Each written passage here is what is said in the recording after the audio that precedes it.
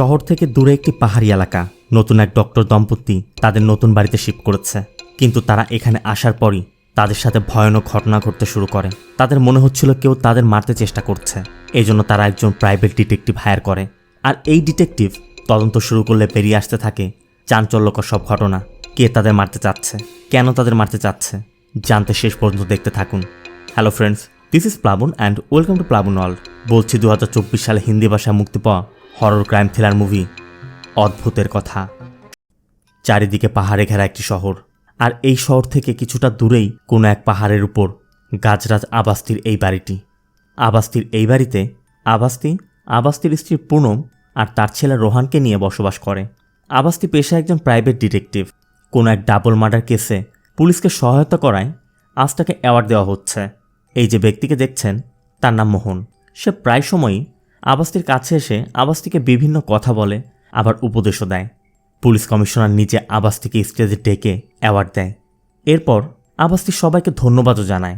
তখন এক সাংবাদিক বলছিল, স্যার আপনি তো একজন বড় ডিটেকটিভ, আপনার বাবাও একজন ডিটেকটিভ ছিলেন, তো আপনার ছেলেকেও কি আপনার মতো বানাবেন? আবাস্তি বলে, আসলে আমার মা মারা যাওয়ার কারণে আমি বাবার সাথে থাকতাম, তাই থেকে থেকে তার মতন হয়ে গেছি, কিন্তু আমি চেষ্টা করব আমার ছেলে যেন ওর বাবার মতো না হয়। অন্য একজন প্রশ্ন করে, স্যার আপনি তো অনেক জটিল জটিল কেস সলভ করেছেন, আপনার জীবনে এমন কোনো কেস আছে যেটা আপনাকেও কাঁপিয়ে দিয়েছিল? তখনই রিপোর্টারের মাথার উপরে টিউবলাইটটি জ্বলছিল আর নিচ্ছিল, আর সেটা দেখেই আবাস্তির পিছের একটি কেসের কথা মনে পড়ে যায়, যেই কেসটি ছিল তার জীবনের সব থেকে ভয়ানক কেস। তো চলুন সেই কেস সম্পর্কে জেনে আসি। সিন চলে যায় 5 বছর আগে। এই যে মেয়েটিকে দেখছেন তার নাম শ্রুতি। নিচে শ্রুতির হাজব্যান্ড আদিত্য কুরিয়ার থেকে মালামাল বুঝে নিচ্ছে। মূলত আজই তারা এই বাড়িতে শিফট করেছে। এদিকে এখনও ইন্টারনেট এবং টিভি কেবল অপারেটরের সংযোগ দেয়া হয়নি। আদিত্য বলছিল এত দূরে আশেপাশে কেউ নেই, কিন্তু শ্রুতির কথা, আমি তো আছি, তোমার আর কি দরকার, আমি তোমাকে এন্টারটেইন করব। কিন্তু আদিত্য বলছিল আজ আমি টায়ার্ড, আজ না। তারপর শ্রুতি ইন্টিমেট হওয়ার চেষ্টা করছিল। এদিকে দরজা খোলা, তখন একটি দমকা হাওয়া এসে শ্রুতির গায়ে লাগে। শ্রুতির সাথে সাথে চমকে ওঠে। আদিত্য বলছিল কি হয়েছে? শ্রুতি বলে, ও কিছু না, আমি দরজাটা বন্ধ করে দিয়ে আসি। এরপর শ্রুতি দরজা বন্ধ করে আসতেই আদিত্য উপরে বেডরুমে চলে যায়। অবশ্যই এতে শ্রুতি একটু মনে কষ্ট পায়। সিন চলে যায় পরদিন সকালে। আদিত্য হসপিটালে যাবে। মূলত আদিত্য একজন কার্ডিয়াক সার্জন, বর্তমানে সে হসপিটালের এমডি। আজ আবার বোর্ড মিটিং, তাই আদিত্য রেডি হয় এবং হসপিটালে যাওয়ার আগে শ্রুতিকে একটি ইঞ্জেকশন দিয়ে বেরিয়ে যায়। তবে এটি কিসের ইঞ্জেকশন সেটা একটু পর জানতে পারবেন। এরপর আদিত্য চলে যেতেই শ্রুতি ফ্রেশ হয়ে কিচেনে গিয়ে রান্না করছিল। শ্রুতি টমেটো কেটে মিক্সারে দিয়ে পাশেই দাঁড়িয়েছিল। তখনই আদিত্যর কল আসে। এজন্য শ্রুতি মিক্সার বন্ধ করে আদিত্যর সাথে ফোনে কথা বলছিল। তবে যখনই কথা শেষ হয় শ্রুতি দেখতে পায় মিক্সার তখনও চলছে। শুধু তাই না, কিচেনে থাকা সব কাপড়ই খোলা। শ্রুতি একদমই চমকে যায়, এটা কিভাবে সম্ভব? তারপরও শ্রুতি ভয়ে ভয়ে মিক্সারের কাছে গিয়ে মিক্সারের সুইচটি অফ করে দেয়। তারপরও মিক্সার চলছে। এই জন্য একসময় প্লাগও খুলে ফেলে, কিন্তু মিক্সার বন্ধ হচ্ছে না, উল্টো স্পিড বেড়েই যাচ্ছে। একসময় মিক্সারটি ছিটকে দেয়ালে গিয়ে পড়ে, আর দেয়ালে একটি ক্রস মার্ক হয়ে যায়। এই ঘটনায় শ্রুতি একদমই ভয় পেয়ে যায়। আর এটা দেখে শ্রুতির সাথে সাথে আদিত্যকে জানালে আদিত্য সাহায্যের জন্য প্রাইভেট ডিটেকটিভ আওয়াস্তিকে ডাকে। আওয়াস্তি এসেই জানতে চায়, আপনারা একজন ডিটেকটিভকে কেন কল করেছেন? শ্রুতি জানায়, কেউ আমাদের মারতে চেষ্টা করছে। আওয়াস্তি বলে, তাহলে তো আপনাদের পুলিশের কাছে যাওয়ার কথা ছিল। কিন্তু শ্রুতির কথা, এখানে যা হচ্ছে সম্পূর্ণ আলাদা, পুলিশ কিছু করতে পারবে না। শ্রুতি বলে, আমি সেদিন কিচেন থেকে মাত্র 5 মিনিটের জন্য বেরিয়েছিলাম, এসে দেখি সব কাপড় খোলা। আবার এই বাড়ির পজিশন দেখতে এসে সেদিন আমার বার্থডে ছিল। এখানে দেখা যায় ওই রাতে আদিত্য ড্রাঙ্ক ছিল।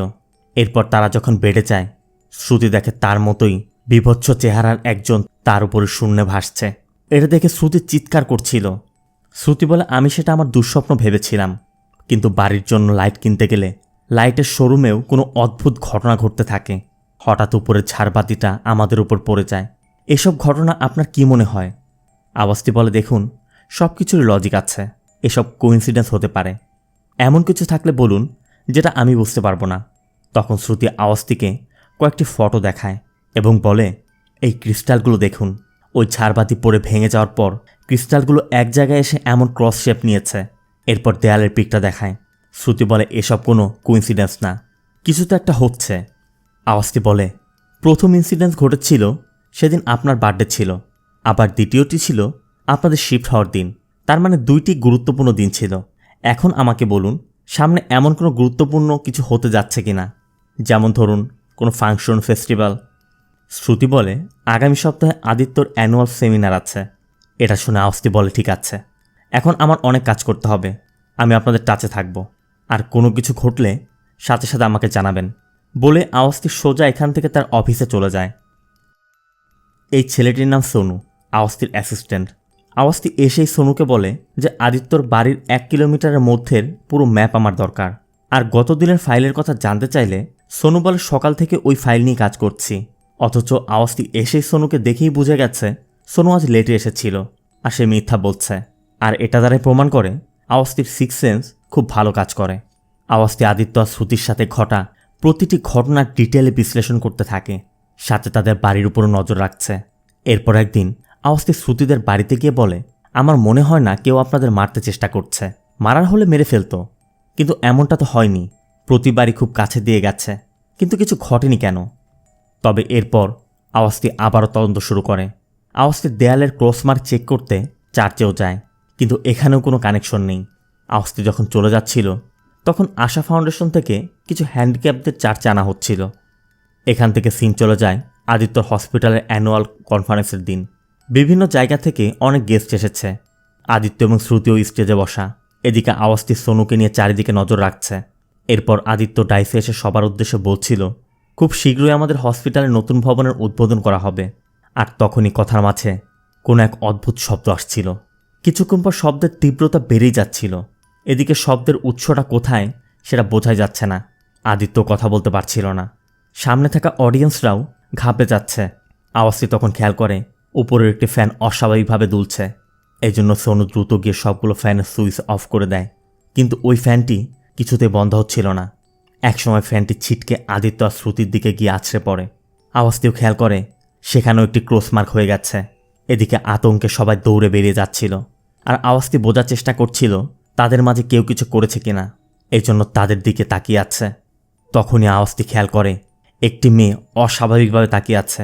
এজন্য আওয়াজটি মেয়েটির পিছু নেয়, কিন্তু বাইরে যেতে আর খুঁজে পাচ্ছিল না। এজন্য আওয়াজটি সিসিটিভি কন্ট্রোল রুমে গিয়ে সিসিটিভি ফুটেজ দেখতে থাকে। এরপর মেয়েটিকে দেখতেই আওয়াজটি বলে, একে কোথায় যেন আমি দেখেছি। আওয়াজটির তখন মনে পড়ে এই মেয়েকে তো সে চার্চে হ্যান্ডিক্যাপদের সাথে দেখেছিল। আওয়াজটি সোনুকে বলে যে গেস্টদের কার্ডে ফটো ছিল, তাই এই মেয়ের ফটো দেখে ডিটেলস কালেক্ট করে আমাকে জানাও। বলে আওয়াজটি হসপিটাল থেকে সোজা চার্চে চলে যায়। এর মধ্যে সোনু কল করে জানায় যে মেয়েটির নাম ম্যারি ম্যাথিউস। আওয়াজটি বলে, ঠিক আছে, অফিসে যাও আর ম্যারি ম্যাথিউসের পুরো হিস্টোরি বের করো। এরপর আওয়াজটি চার্চের ফাদারের কাছে ম্যারির কথা জানতে চাইলে ফাদার জানায় ম্যারি ও খুব ভালো মেয়ে, আশা নামে অ্যাক্সিডেন্ট ভিকটিমদের সংস্থায় কাজ করে। প্রতি বুধবারও হ্যান্ডিক্যাপদের প্রেয়ার করাতে এখানে নিয়ে আসে। তবে ফাদার এর থেকে বেশি তথ্য দিতে পারে না। এজন্য আওয়াজটি আবার অফিসে ফিরে যায়। সোনুও সেটাই জানায় যেটা আওয়াজটি চার্চে জেনে এসেছে, তবে এর থেকে বেশি কোনো তথ্যই নেই। এমনকি সোশ্যাল মিডিয়াতেও বা গুগলেও ম্যারির সম্পর্কে তেমন কোনো তথ্য নেই। তবে 2 বছর আগে প্রতিষ্ঠা করা এই আশা সংস্থার একটি ফেসবুক পেজে কয়েক জায়গায় ওর নাম উল্লেখ করা আছে। এসব শোনার পর আওয়াজটি গভীরভাবে ভাবতে থাকে, কে এই ম্যারি ম্যাথিউস? ম্যারির সাথে আদিত্যর কী সম্পর্ক? প্রোগ্রামে ফ্যান, বাড়িতে মিক্সার, এসব ম্যারি কিভাবে হ্যান্ডেল করছে? আওয়াজটির মাথায় শুধু এই প্রশ্নগুলোই ঘুরে বেড়াচ্ছে। এজন্য আওয়াজটি সোনুকে বলে কাল থেকে 24 ঘন্টা ওই ম্যারির পিছু করবে। ও কখন কোথায় যায়, কি করে, সব কিছু আমার চাই। আর যদি কোনো ভুল করো তবে তোমার চাকরি শেষ। এর জন্য পরবর্তী দিন সকাল হতেই সোনু ম্যারির উপর নজর রাখতে শুরু করে দেয়, সকাল থেকে শুরু করে রাত পর্যন্ত। অন্যদিকে আওয়াজটি আদিত্যর উপর নজর রাখছে। আওয়াজটি খেয়াল করে আদিত্যর সাথে আদিত্যর অ্যাসিস্ট্যান্ট ঈশার একটু বেশি ঘনিষ্ঠতা। তবে আওয়াজটি আদিত্যর সাথে দেখা করেও তার কাছে জানতে চায় যে আপনি ম্যারি ম্যাথিউস নামে কাউকে জানেন কিনা। আদিত্য সোজা বলে দেয় না। আওয়াজটি বলে এত জলদি না বলে একটু ভেবে বলুন। কিন্তু আদিত্যর কথা, হসপিটালে অনেক পেশেন্ট আসে, তাদের মনে রাখা সম্ভব না। যদি পার্সোনালি আমি জানতাম তাহলে আমি বলতাম এই নামে আমি কাউকে জানি না। বলে আদিত্য সার্জারি করতে ওটিতে চলে যায়। এরপর আওয়াজটিও অফিসে ফিরে আসে। সোনু এসে জানায় ম্যারি প্রতিদিন সকাল 9টায় সংস্থার অফিসে প্রবেশ করে। আধা ঘন্টা সবার সাথে কথা বলে, এরপর টানা 2 ঘন্টা সবার ফিজিওথেরাপি চলে। এরপর 1টা পর্যন্ত রিডিং অ্যান্ড রিল্যাক্স টাইম। এরপর লাঞ্চের পর কিছুক্ষণ টিভি দেখে ছাদে গিয়ে ইয়োগা আর মেডিটেশন হয়। সন্ধ্যায় একসাথে সবাই চা খায়, কিছুক্ষণ খেলাধুলা করে। এরপর ঠিক রাত 9টায় আবার বাসায় চলে যায়। আওয়াস্তি ওই ছাদের কথা শুনে জানতে চায়, ছাদে কি এই সকল গাছ আছে আর এই জিনিসগুলো আছে? সোনু বলে হ্যাঁ আছে। তখন আওয়াস্তির মনে পড়ে আওয়াস্তি যখন ললিত লাইটে তদন্ত করতে গিয়েছিল তখন সে সামনের বিল্ডিংয়ের ছাদের ফটো তুলেছিল, আর এই সেই ছাদ। এখন আওয়াস্তির ধারণা ম্যারি ওই ছাদ থেকেই আদিত্য আর শ্রুতিকে দেখে তাদের মারতে চেষ্টা করেছিল। এজন্য আওয়াস্তি 3টি স্পট মার্ক করে, 1 Lalit light, 2 green hill hospital আর চার্চ। সোনু জানতে চায় গ্রিন হিল হসপিটাল আর ললিত লাইটস তো বুঝলাম যে সেখানে ম্যারি ছিল, কিন্তু চার্চ কেন? শ্রুতির বাড়িতে ঘটনাটি ঘটেছে 24 ডিসেম্বর সোমবার দিন। ম্যারি প্রতি সপ্তাহের বুধবারে চার্চে যেত, কিন্তু 24 ডিসেম্বর চার্চে সারাদিন ক্রিসমাসের রিহার্সেল চলছিল। ম্যারি 100% সারাদিন চার্চে ছিল, আর চার্চও শ্রুতিদের বাড়ির পাশে। তাই আওয়াস্তির ধারণা প্রতিবার যখন আদিত্য আর শ্রুতির উপর অ্যাটাক হয়েছিল ম্যারি ওই জায়গার 1 কিলোমিটার রেডিয়াসের মধ্যেই ছিল। তার মানে ম্যারি এই কেসের সাথে কানেক্টেড। তবে সেটা কিভাবে, এটা এখন বের করতে হবে। আর এটা জানতেই আওয়াস্তি ম্যারির সাথে দেখা করতে সেই সংস্থায় যায়। তবে ম্যারি তখন একটি অসুস্থ কুকুরের ট্রিটমেন্ট করছিল। আওয়াস্তিকে দেখে ম্যারি অফিসে এসে বসে। এরপর আওয়াস্তি জানতে চায়, আপনি কুকুর পছন্দ করেন? ম্যারি জানা কে করে না, তবে আপনি কি বিষয় নিয়ে এসেছেন? আওয়াস্তি বলে, ডক্টর আদিত্য আমাকে হায়ার করেছে। আপনি সেদিন সেমিনারে ছিলেন, আমাকে বলবেন আপনি কী জন্য গিয়েছিলেন? ম্যারি বলে, দেখুন, আমাদের সংস্থা অনেকদিন যাবৎ কোনো মেডিকেল ইনস্টিটিউট বা হসপিটালের সাথে কানেক্ট হওয়ার চেষ্টা করছে। কারণ এই পেশেন্টদের দেখুন, অ্যাক্সিডেন্টের পর তাদেরকেও কাজ দেয় না, তাদের চিকিৎসা খরচ কীভাবে মেটাবে? এজন্য আমি সেখানে গিয়েছিলাম। ম্যারি ডায়েরি দেখেও বলে, এর কয়েক সপ্তাহ আগেও আমি অ্যাপোলো হসপিটালের অ্যানুয়াল কনফারেন্সে গিয়েছিলাম, চেক করে দেখতে পারেন। আওয়াস্তি বলে, আমি অনেক কিছু চেক করে দেখেছি, আপনি প্রতি সপ্তাহে চার্চেও যান। ম্যারি বলে, তার সাথে কি সম্পর্ক? প্রতি বুধবার আমি ওদের চার্চে নিয়ে যাই, যাতে কোনোভাবে ওদের মধ্যে বাঁচার একটা আশা জাগে। রবিবার তো আমরা পাবেও নিয়ে যাই। এরপর আওয়াস্তি জানতে চায়, আপনি ডক্টর আদিত্য আর তার ওয়াইফ শ্রুতিকে জানেন? ম্যারি সোজাসাপটা বলে দেন না। এরপর আওয়াস্তি চলে আসে, কিন্তু আওয়াস্তি সন্দেহ আদিত্য আর ম্যারির মধ্যে কেউ একজন তো মিথ্যা বলছে। আর এজন্য পরবর্তী দিন থেকেই একদিকে ম্যারি আর অন্যদিকে আদিত্য দুজনকেই কড়া নজরদারিতে রাখা হয়। তারা যখন যেখানে যাচ্ছে আওয়াস্তি আর সোনু তাদের পিছু করে যাচ্ছে। এর মধ্যে এমন একটি ঘটনা ঘটে যার জন্য আওয়াস্তি অপেক্ষা করছিল। ম্যারি আর আদিত্যর ধাক্কা লাগে, ম্যারির হাত থেকে বই পড়ে যায়, আর এই সুযোগে আওয়াস্তি একটি ফটো তুলে রাখে। কিন্তু ম্যারির বই তোলা হয়ে গেলেই তারা দুজন কোনো কথা না বলেই দুদিকে চলে যায়। আওয়াস্তি ধরে নেয় তাহলে তার ধারণা ভুল, কিন্তু হঠাৎই ম্যারি থেমে যায়। এদিকে আদিত্য তখন কার স্টার্ট করে ফেলেছে। ম্যারি তার হাত থেকে বই ফেলে দিয়ে রাগে ফুঁসতে ফুঁসতে আদিত্যর কারের পিছে ছুটতে থাকে। ম্যারির চোখ দিয়ে তখন রক্ত ঝরছে। আওয়াস্তি পুরো তাজ্জব বনে যায়, এটা সে কি দেখছে। তবে ম্যারি কিছু দূর যাওয়ার পর আদিত্যকে ধরতে না পেরে থেমে যায়। আর এখানে আমরাও দেখতে পাই ম্যারি যে এতক্ষণ কী করছিল ম্যারি নিজেও বুঝতে পারছে না। আর এটা দেখার পর আওয়াস্তি সোজা আদিত্যর সাথে দেখা করে, এবং আওয়াস্তিকে দেখে আদিত্য বলছিল, সরি আমি পেশেন্টের সাথে বিজি ছিলাম। কিন্তু আওয়াস্তি ধরে ফেলে। আওয়াস্তি বলে, পেশেন্টের সাথে নয়, সিগারেট খাচ্ছিলেন। আপনার স্ট্রং পারফিউম, হাতের নখে নিকোটিন দাগ, আর এসেই স্ট্রং মিন্ট চকলেট যখন নিয়েছেন তখনই আমি বুঝে গেছি। আর আমি এটাও জানি আপনি ঈশার সাথে সিগারেট খাচ্ছিলেন। আদিত্য বলছিল, শুনুন। আওয়াস্তি তখন উত্তেজিত হয়ে বলে, আপনি শুনুন, আমি আমার কাজে অনেক পারফেক্ট, এটাই আমার সমস্যা। আমি প্রথমবারই যখন জানতে চেয়েছিলাম আপনি ম্যারি ম্যাথিউসকে চেনেন কি না, তখনই আপনি মিথ্যা বলেছেন। আপনার পার্সোনাল লাইফ নিয়ে আমার কোনো মাথা ব্যথা নেই, কিন্তু এমন কি আছে যা আপনি লুকাচ্ছেন? এক্সট্রা ম্যারিটাল অ্যাফেয়ার, ব্ল্যাকমেইল, কি আছে বলুন? আপনার ওয়াইফকে রাস্তা থেকে সরাতে চাইলে এর জন্য আরও অনেক রাস্তা আছে। আওয়াস্তি আবারও জানতে চায়, ম্যারি ম্যাথিউসকে কবে থেকে জানেন? আদিত্য বলে, আমি এই নামে কাউকে জানি না। আর এটাই সত্যি। তখন আওয়াস্তি ম্যারির ফটোটি দেখায়, আর আদিত্য বলে, এ তো ইন্ডাস্ট্রিয়ালিস্ট রাকেশ মালহোত্রার মেয়ে অঞ্জলি মালহোত্রা, আমাদের ফ্যামিলি ফ্রেন্ডস, গুগল করলে সব জানতে পারতেন। এটা শুনে আওয়াস্তি পুরো অবাক হয়ে যায়। এরপর বেরিয়ে যাচ্ছিল। আদিত্য বেরোনোর সময় বলে দেয়, এরপর যখন আসবেন অ্যাপয়েন্টমেন্ট নিয়ে আসবেন। তবে আওয়াস্তি যখন হসপিটাল থেকে বের হচ্ছিল আওয়াস্তি খেয়াল করে সামনে একটি কেবিনের লাইট সমস্যা করছে। এরপর আওয়াস্তি অফিসে গিয়ে গুগল করে অঞ্জলির সকল ডিটেলস বের করে, আর জানতে পারে অঞ্জলি খুব ভালো সিঙ্গার ছিল। এমনকি অঞ্জলি 2 বছর আগে লস অ্যাঞ্জেলস চলে গিয়েছে। আওয়াস্তি আবার চিন্তা করে যে ম্যারির সম্পর্কে কোথাও কোনো ডিটেলস নেই, যা আছে 2 বছর যাবৎ। আবার আদিত্য বলল ম্যারি অঞ্জলি, তার মানে এখানে একটা ঝামেলা তো আছে। তবে সেটা কি? আওয়াস্তি অঞ্জলি আর ম্যারির ফটো নিয়ে ভালো করে পর্যবেক্ষণ করে, যেখানে দেখা যাচ্ছে অঞ্জলি আর ম্যারির ফটো দুটোই সিমিলিয়ার। তবে অঞ্জলির চোখের নিচে একটা স্টার ট্যাটু করা, যেটা কিনা ম্যারির ফেসে নেই।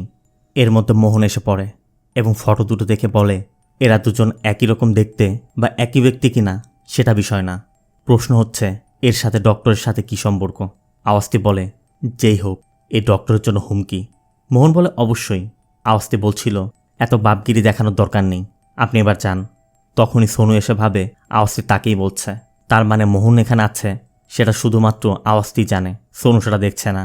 মূলত এই মোহনই আওয়াস্তির মৃত বাবা, যাকে সে সবসময় কল্পনা করে। সোনুকে দেখে আওয়াস্তি বলছিল তুমি এখানে কেন? তোমার না ম্যারির উপর নজর রাখার কথা ছিল? সোনু বলে ও তো আজ প্রোটেস্টে গেছে। কিন্তু আওয়াস্তির কথা, ও যে কোনো জায়গায় যাক না কেন তোমার তো নজর রাখা উচিত, কারণ ও যে কোনো কিছু করে ফেলতে পারে। বলতে বলতে আওয়াস্তি দ্রুত স্কুটি নিয়ে বেরিয়ে পড়ে। অন্যদিকে আদিত্য ফিরেই দেখে দোতলায় যাওয়ার সিঁড়িতে রক্ত। আদিত্য দ্রুত উপরে চলে যায়। বেডরুমের ভিতর থেকে তখন শ্রুতির চিৎকারের আওয়াজ ভেসে আসছিল। এই জন্য আদিত্য দরজা ভাঙার চেষ্টা করে, কিন্তু কিছুতেই পারছিল না। তবে হঠাৎ এমনিতেই দরজা খুলে যায়। আদিত্য ভিতরে গিয়ে দেখে শ্রুতি ব্যালকনির রেলিংয়ে বসে আছে। চেহারাটাও অদ্ভুত, মুখে কাচের টুকরো। আদিত্য বারবার শ্রুতিকে নিচে নেমে আসতে বলছিল, কিন্তু শ্রুতি ঝাঁপ দেয়। আদিত্য দৌড়ে নিচে যায়। এদিকে শ্রুতি উঠে বাইরের দিকে দৌড়াতে শুরু করে। এই জন্য আদিত্য কার স্টার্ট করে শ্রুতির পিছু করে যাচ্ছে। এদিকে আওয়াস্তি এসে এমনটা দেখে সেও তাদের ফলো করছে। শ্রুতিকে দেখা যায় জঙ্গলের ভিতর দিয়ে দ্রুত গতিতে দৌড়ে যাচ্ছে। এতটাই দ্রুত যাচ্ছে যে আদিত্য 100 কিলোমিটার পার আওয়ারে ড্রাইভ করেও তাকে ধরতে পারছে না। এভাবে যেতে যেতে একসময় আদিত্য দেখতে পায় শ্রুতি রোডের মাঝখানে দাঁড়িয়ে, দুদিক দিয়ে কার চলছে। ঠিক তখনই পিছের থেকে একটি কভার ভ্যান আসছিল। আদিত্য বারবার বলছিল শ্রুতি সরে যাও, কিন্তু শ্রুতি সরছে না। এজন্য আদিত্য দৌড়ে কাছে যাওয়ার চেষ্টা করে। তবে কভার ভ্যান ধাক্কা দেওয়ার আগেই আওয়াস্তি এসে শ্রুতিকে বাঁচিয়ে দেয়। এরপর আদিত্য এসে শ্রুতিকে কোলে তুলে নিয়ে যাচ্ছিল। তখনই শ্রুতি হসপিটালের দিকে ইশারা করে আওয়াস্তিকে কিছু বোঝানোর চেষ্টা করে, যেটা দেখে আওয়াস্তি দ্রুত সেদিকে চলে যায়। আর এরপরই ম্যারিকে দেখা যায় প্রোটেস্টরদের নিয়ে এদিক দিয়েই যাচ্ছিল, কিন্তু ম্যারির চেহারা অন্য কিছু বলছে। এর পরের সিন আদিত্যদের বাড়িতে। আওয়াস্তিও এসেছে। আদিত্য জানায় ডিপ্রেশনের কারণে শ্রুতি আগে থেকে অসুস্থ। আওয়াস্তির কথা এটা তো আমাকে জানানো উচিত ছিল। আদিত্য বলে এটা পার্সোনাল, আমরা এটা নিয়ে কথা বলি না। 2 বছর আগে থেকে শুরু হয়। আমাদের এখানে আসার এটাও একটা মূল কারণ ছিল। তবে আসার পর থেকেই কিছু না কিছু ঘটছে। আওয়াস্তি জানতে চায় আপনি বলেছিলেন অঞ্জলি মালহোত্রা আপনাদের ফ্যামিলি ফ্রেন্ডস, তো আপনি কিছু জানেন যে ও শহর ছেড়ে কেন গিয়েছিল? আদিত্য বলে ওর সাথে এই কেসের কী সম্পর্ক? কিন্তু আওয়াস্তি বলে আমিও জানি না, কিছু আপনি জানেন না, কিছু আমি জানি না, এটাই তো এখন জানতে হবে। এর মধ্যে শ্রুতির ডক্টর এসে জানায় শ্রুতি প্রেগনেন্ট। কিন্তু এটা শুনে আদিত্য গভীর চিন্তায় পড়ে যায়। আওয়াস্তি বলছিল আপনাকে খুশি মনে হচ্ছে না কেন? অবশ্য আদিত্য বলে যে এত কিছু হয়ে গেছে তো এই জন্য। আওয়াস্তি বলে ঠিক আছে, আপনি রেস্ট করুন, আমি আসছি। এরপর আওয়াস্তি অঞ্জলির সম্পর্কে জানতে অঞ্জলির বান্ধবী রিমালের সাথে দেখা করে। রিমাল জানায় অঞ্জলি আর আমি ফার্স্ট ইয়ার থেকে একসাথে ছিলাম, আমরা অনেক ভালো বন্ধু ছিলাম। অঞ্জলি অর্জুনকে খুব ভালোবাসত। 24 ডিসেম্বর রাতে ফার্ম হাউসে ক্রিসমাস পার্টি ছিল, সেখানে যাওয়াটাই ছিল আমাদের চরম ভুল। সিন 24 ডিসেম্বর রাতে অঞ্জলি আর রিমাল পার্টিতে এসেছে। মূলত অর্জুনের অনুরোধে অঞ্জলি এসেছে। তবে অঞ্জলি একটু নার্ভাস, এজন্য অঞ্জলি কয়েক ঢোক মদ খেয়ে পার্টিতে জয়েন করে। এর কিছুক্ষণ পর অঞ্জলি অর্জুনকে খুঁজছিল। তখন একজন জানায় অর্জুন ভিতরে আছে। এজন্য অঞ্জলি ভিতরে যায়। তবে রুমের দরজা খুলতেই দেখে অর্জুন অন্য একটি মেয়ের সাথে ইন্টিমেট হচ্ছে। এটা দেখা মাত্রই অঞ্জলি সেখান থেকে কাঁদতে কাঁদতে একা কান নিয়ে বেরিয়ে পড়ে। রিমাল বলে ওই সময়ে আমি ওকে শেষ দেখেছিলাম। এরপর 2 দিন কেটে গেলেও ও ফোন না করাতে আমি ওর বাড়িতে যাই। ওর মায়ে আমাকে অ্যাক্সিডেন্টের কথা বলে। ওই রাতে অঞ্জলির অ্যাক্সিডেন্ট হয়েছিল। আন্টি বলছিল সুস্থ আছে, লস অ্যাঞ্জেলস চলে গিয়েছে। আওয়াজকে জানতে চায় অঞ্জলির কোনো কিছু তোমার রহস্যজনক মনে হয়েছে কখনো? রিমাল বলে ও এক্সট্রাঅর্ডিনারি মেয়ে ছিল, নিজে কিছু করতে চাইতো, সবসময় ভালো চিন্তা করত, এমনকি ও তো কুকুরকেও ভয় পেত। আর এখানেই আওয়াস্তির খটকাটা লাগে। আওয়াস্তির সাথে সাথে বেরিয়ে যায় আর সোনুকে কল করে অঞ্জলির অ্যাক্সিডেন্টের সব ডিটেলস থানা থেকে জোগাড় করতে পাঠায়। এদিকে শ্রুতির প্রেগনেন্টের কথা শুনে আদিত্য পুরো আগুন। তার কথা আমরা তো ফিজিক্যালি করিনি, প্রেগনেন্ট কীভাবে হলে? অবশ্য শ্রুতি মনে করিয়ে দেয় যে আমার বার্থডের দিন আমাদের হয়েছিল। তখন আদিত্য বলে, ওই দিন তো আমি ড্রাঙ্ক ছিলাম। মোট কথা শ্রুতির প্রেগনেন্সি আদিত্য মানতে পারছে না। এদিকে শ্রুতিও কান্না করছে। তখনই হঠাৎ আদিত্য খেয়াল করে শ্রুতি বারবার দেয়ালে মাথা ঠুকছে আর মুখে কিছু একটা বলছে। এটা দেখে আদিত্য কাছে যেতেই শ্রুতি আদিত্যর গলা চেপে ধরে এবং বলতে থাকে, অদ্ভুত।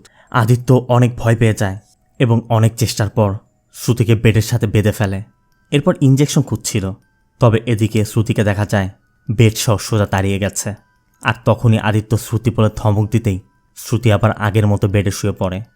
সিন চলে যায় আওয়াস্তির বাড়িতে। থানা থেকে তথ্য এনে সোনু সব বলছিল। আওয়াস্তি বলে, পার্টি থেকে বের হয়েছিল এ পর্যন্ত আমি জানি, এরপর কি হয়েছিল বলো। সোনু বলে, রাত তখন 1:30টা হবে। অঞ্জলি তার নিজের কার নিয়ে ড্রাইভ করে ফিরছিল। শহর থেকে গ্রামের দিকে বাইপাস দিয়ে শর্টকাট ছিল, ও সেদিক দিয়ে যাচ্ছিল। হঠাৎ সামনে থেকে আসা এক ট্রাকের সাথে অ্যাক্সিডেন্ট হয়। বন্ধু ট্রান্সপোর্টে কাজ করা ট্রাক ড্রাইভার রামাকান্ত যাদাবি ওই রাতে অঞ্জলিকে পাশের গুড লাইফ হসপিটালে নিয়ে যায় আর সেখানেই তার ট্রিটমেন্ট হয়। এরপর আর কোনো তথ্য নেই। আওয়াস্তি জানতে চায় ড্রাইভারের বিরুদ্ধে কোনো চার্জশিট বা ইন্স্যুরেন্স ক্লেম। সোনু বলে, কিছুই নেই। আওয়াস্তি এবার বুঝতে পারে যে এই রিপোর্ট ফেক, আসল তথ্য লুকানো হয়েছে।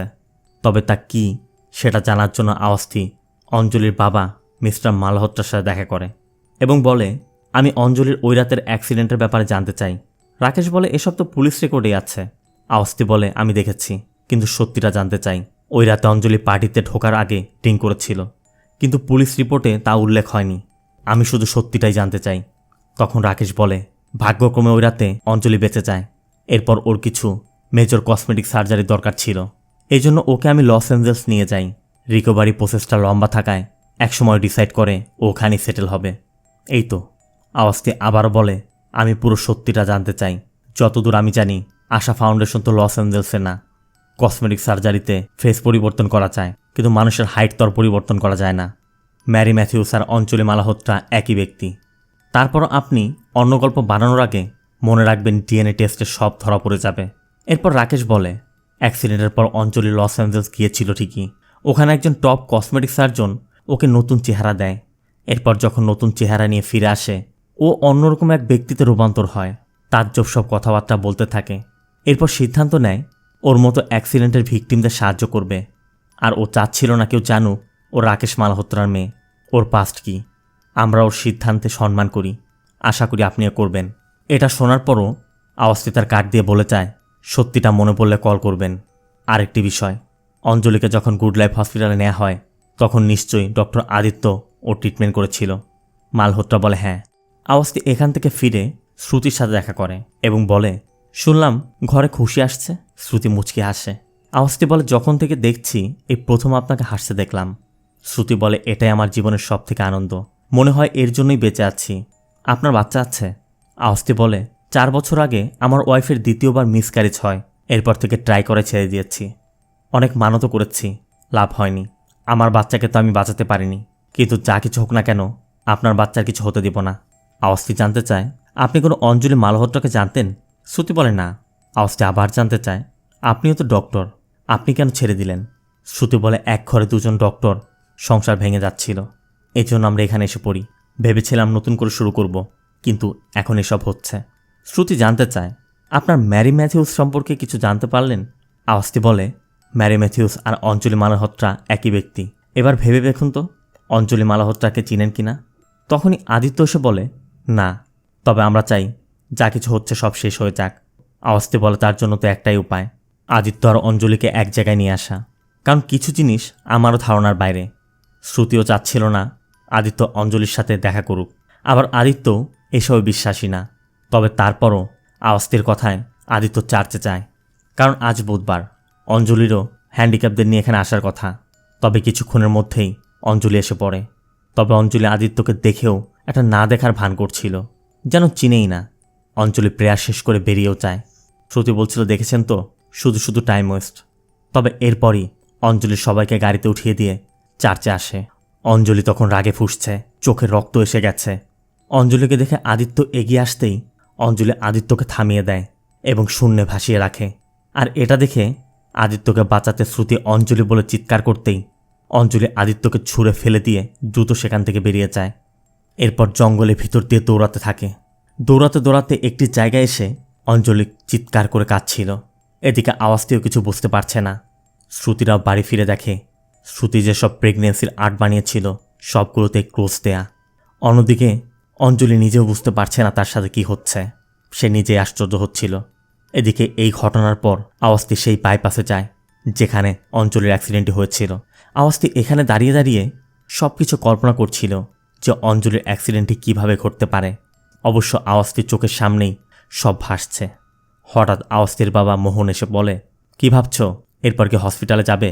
আওয়াজটির কথা, পুলিশ রিপোর্ট মিথ্যা, অঞ্জলি কথা বলবে না, অ্যাক্সিডেন্টের কোনো আই উইটনেসও নেই, এখন হসপিটাল ছাড়া আর আছেই বাকি। তখনই আওয়াজটি ট্রাক ড্রাইভার রামাকান্ত যাদবের কথা মনে পড়ে, কারণ এই কেসে একমাত্র ট্রাক ড্রাইভার ছাড়া আওয়াজটি বাকি সবার সাথে কথা বলেছে।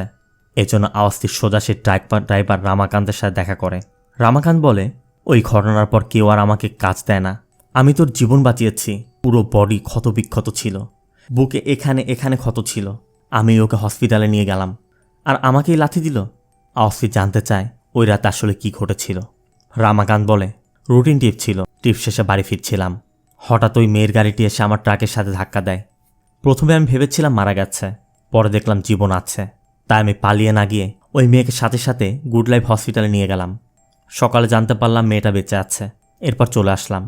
আর আমাকেই দোষ দিল আমি নাকি মদ খেয়ে গাড়ি চালাই। রামাকান্তের থেকে এসব জানার পর আওয়াজটি আদিত্যর কাছে যায়। এদিকে আদিত্য আর ঈশিতার বাগবিতণ্ডা চলছে। আদিত্য আওয়াজটিকে দেখেই বলে, এখন থেকে আপনাকে আমাদের আর প্রয়োজন নেই, বিল যা হয়েছে পাঠিয়ে দিবেন। আওয়াজটি বলে, আপনি বুঝতেই চেষ্টা করছেন না, কারণ এই কেসে এমন কিছু প্রশ্ন আছে আপনি বলতে চান না। অঞ্জলির বডিতে কম করে হলেও 2-4টি গভীর ক্ষত ছিল। ওই রাতে অঞ্জলি মদ খেয়ে ড্রাইভ করছিল, অথচ পুলিশ রিপোর্টে এর কিছু উল্লেখ নেই। অঞ্জলির জীবন বাঁচানো ট্রাক ড্রাইভার, যাকে থ্যাংক ইউ বলা উচিত ছিল, তার উপরই অ্যাটাক করা হচ্ছে। কেন করা হচ্ছে বলুন? কারণ এই সকল প্রশ্নের উত্তর আপনি দিতে চান না। তবে মনে রাখবেন, আমি এই কেসে থাকি বা না থাকি, আমি সব সত্য বের করে ছাড়ব, কারণ আমি আপনার ওয়াইফকে প্রমিস করেছি আমি তার বাচ্চার কিছু হতে দেব না। এসব শুনে আদিত্য চলে যায়। তবে আওয়াজটি খেয়াল করে দোতলার একটি ক্যাবিনের লাইটে সমস্যা করছে। আওয়াজটির এতে একটু সন্দেহ হলে আওয়াজটি চুপিসারে উপরে ওই ক্যাবিনে চলে যায়। সেখানে গিয়ে দেখতে পায় দেয়ালে এখনও একটি ক্রস লাগানো ছিল। হঠাৎ সেটি নিচে পড়ে যায় আর আওয়াজটির চোখ পড়ে রুম নম্বর 11-এর দিকে। সিন চলে যায় সকালে। হসপিটাল থেকে বেরিয়েই আওয়াজটি একটি বাড়িতে এসেছে, যেখানে বাড়ির বাইরে 2টি কুকুর বাঁধা ছিল। আওয়াজটি ওই বাড়িতে নক করলে এক বৃদ্ধ দম্পতি দরজা খুলে। আর এরপরই আওয়াজটি শ্রুতিকে কল করে দ্রুত দেখা করতে চায়, কিন্তু শ্রুতি বলে, আজ পারবো না, হসপিটালে অনেক কাজ আছে। আওয়াজটি বোঝাতে চেষ্টা করছিল, আপনি প্লিজ হসপিটালে যাবেন না, কারণ ও ওখানে আসবে। কিন্তু শ্রুতি আওয়াজটির কথা না শুনে আদিত্যর সাথে হসপিটালে চলে যায়। আজ মূলত আদিত্যর হসপিটালের নতুন ভবনের উদ্বোধন, কিন্তু বিশেষ দিনে তাদের উপর অ্যাটাক হয় বলে তারা কাউকে জানায়নি। শুধুমাত্র রাকেশ মালহোত্রাকে ইনভাইট করা হচ্ছে, কারণ রাকেশই উদ্বোধন করবে। রাকেশকে দিয়ে ফিতা কাটিয়ে তারা উপরে যেতেই দেখে আওয়াজটি আগে এসে বসে আছে। রাকেশ মালহোত্রাকে দেখেই আওয়াজটি বলে, আপনাকে এখানে দেখেই আমি কেসের সবথেকে বড় প্রশ্নের উত্তরটি পেয়ে গেছি। তাই তো বলি, এত কম বয়সী সাধারণ একজন ডক্টর এত বড় হসপিটালের এমডি কীভাবে হয়? কারণ তার উপর রাকেশ মালহোত্রার হাত ছিল। কিন্তু এটা কেন? এটা শুনে মালহোত্রা চলে যাচ্ছিল। আদিত্য তখন অনুরোধ করে প্রদীপটা অন্তত চালিয়ে যান। এই জন্য মালহোত্রা প্রদীপটি চালায়, কিন্তু হঠাৎ দমকা হাওয়া এসে নিভে যায়। এরপর যতবারই জ্বালানোর চেষ্টা করে ততবারই নিভে যাচ্ছিল। আর ঠিক এরপরই সেখানে অঞ্জলির এন্ট্রি হয়। তবে ও স্বাভাবিক অঞ্জলি নয়, ভয়ানক চেহারার এক অঞ্জলি। অঞ্জলি এসেই মালহোত্রাকে ছুঁড়ে ফেলে দেয়। মালহোত্রার বডিগার্ডরাও যখন ফায়ার করতে যাচ্ছিল তাদেরকেও ছুঁড়ে এদিক ওদিক ফেলে দেয়। এরপর আদিত্য অঞ্জলির কাছে হাত জোর করে বলছিল, আমি তো তোমার জীবন বাঁচিয়েছি, আমাকে ছেড়ে দাও। কিন্তু অঞ্জলি আদিত্যর গলা চেপে ধরে টানতে টানতে নিয়ে যেতে থাকে। এরপর শ্রুতির কাছে যায়, কিন্তু আওয়াজটি শ্রুতিকে বাঁচাতে অনেক চেষ্টা করে। তারপরও অঞ্জলি শ্রুতির চুলের মুঠি ধরে 11 নম্বর রুমে নিয়ে যায়। এরপর বেডে শুয়ে যখনই ছুরি দিয়ে অঞ্জলিকে মারতে যাবে তখনই আওয়াজটি অ্যামি বলে ডেকে ওঠে। সাথে সাথে অঞ্জলি থেমে যায়। এরপর সোনু ওই বৃদ্ধ দম্পতিকে নিয়ে এলে তারা বলতে থাকে, ছেড়ে দে মা। কিন্তু অঞ্জলি ছাড়বে না। তখন ওই বৃদ্ধ লোকটা বলে, আম্মু, তুই তো আমাদের আম্মু, তাই না? ছেড়ে দে, যেতে দে, তোকে আমরা অনেক ভালোবাসি রে। এরপর অঞ্জলি কাঁদতে শুরু করে। শ্রুতিও বেঁচে যায়। এরপর আওয়াজটি বলে, না এ অঞ্জলি মালহোত্রা, না ম্যারি ম্যাথিউস, এ অ্যামি ম্যাথিউস। অ্যামি শুধু বলছিল, বল বল। আওয়াজটিও বল, এখন বল। আম্মু তো এটাই চেয়েছিল। এখান থেকে সিন ফ্ল্যাশব্যাক। 2 বছর আগে আদিত্য আর শ্রুতি হসপিটালে রোমান্স করছে। ঠিক তখনই ট্রাক ড্রাইভার অঞ্জলিকে নিয়ে আসে। খবর পেয়ে রাকেশ মালহোত্রাও আসে। আদিত্য জানায় কন্ডিশন খুব খারাপ, মনে হয় না বাঁচবে। তখন মালহোত্রা আদিত্যকে পাশের রুমে নিয়ে যায় এবং বলে, আমি কে জানো রাকেশ মালহোত্রা, আমি এখনই ওকে লস অ্যাঞ্জেল বা লন্ডনের বড় হসপিটাল নিয়ে যেতে পারি, এই পুরো হসপিটালও কিনে নিতে পারি, যে কোনো মূল্যে আমার মেয়েকে বাঁচান। আদিত্য বল, সম্ভব না, হার্ট ড্যামেজ হয়ে গেছে। তখনই শ্রুতি বলে, একটা উপায় আছে। আদিত্য তখনই শ্রুতিকে সরিয়ে নিয়ে যায়। শ্রুতি তখন 11 নম্বর কেবিন দেখে বলে, এই মেয়ে তো অনেকদিন যাবৎ কোমায় আছে, ব্লাড গ্রুপও সেম। কিন্তু আদিত্য রাজি হচ্ছিল না। কিন্তু শ্রুতির কথা এমন সুযোগ বারবার আসে না। তখনই মালহোত্রা বলে, পুরো হসপিটাল তোমার করে দিব, শুধু আমার মেয়েকে বাঁচাও। এরপর তারা অ্যামির ক্যাবিনে যায়। অ্যামি কোমাতে থাকলেও তখনও জীবিত। সে সবই শুনছে। আদিত্য শত নিষেধ থাকা সত্ত্বেও শ্রুতির কথা ও টোটালি ওয়েস্ট, ও আর রিকভার হবে না। কিন্তু তখনই অ্যামি পা নাড়ায়। আদিত্য বলছে, দেখো ও রিকভার হচ্ছে। কিন্তু শ্রুতি বলে, এটা তোমার ভুল ধারণা, যা বলছি করো।